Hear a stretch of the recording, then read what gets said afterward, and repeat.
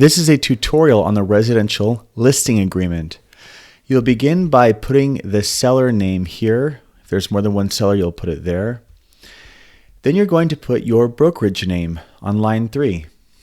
Line 5, you'll put the property address, then the assessor's parcel number, which you can find on the tax bill. And that can be found, of course, on a county tax assessor website. It can be found through the MLS, on an old listing, or through tax data. You can ask the seller, or you can even leave it blank. But ideally, you'll have that number. You'll put the county that the property is located in. And then this is very important. You need to put a start date and an end date to the listing agreement. If these dates are left out, that's grounds for a seller to invalidate this contract. Sometimes I see these listing agreements, they're not filled out properly because they're missing this field here, one of these fields. If you don't have definitive terms, specifically speaking of a start and end date, then this can invalidate this form.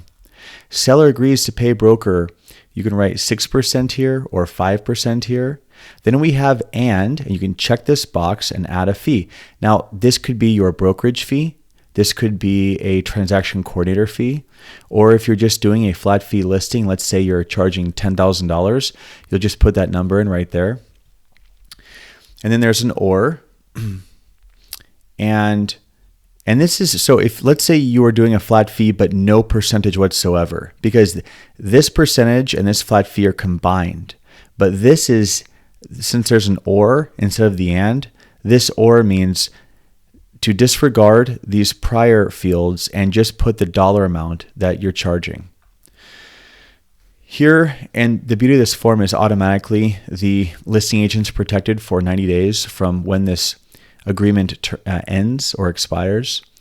That if a buyer entered the premises or discovered the property during the listing period of the listing agent, that the listing agent does have a claim to earning commission because it was through their marketing efforts the buyer discovered the property.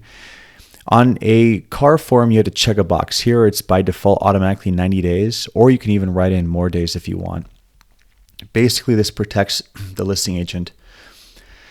Going down here, broker cooperation. The listing broker shall offer, and this is how much you'll put in the MLS to offer to the buyer's agent. So let's say you're putting 2.5% here. Sometimes agents make the mistake of writing 2.5% up here and then 2.5% down there, thinking that it's created 5% total. That's not the case. The number that you offer the buyer's broker on line 28 is being deducted from the gross commission that you're collecting. You as a listing agent, your brokerage is collecting a gross number here on line 10, and you're sharing a portion of that number down here on line 28. This is the MLS service advisory. Exclusion, if this is an exclusion section, if the seller wants their listing excluded.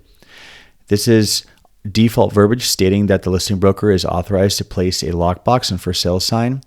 Dispute resolution, this reduces the likelihood of litigation. Empty area to add on any other terms that may not explicitly be written by default. Agent's going to initial, seller's going to initial, then the seller's going to sign, and the listing agent's going to sign under the listing broker section.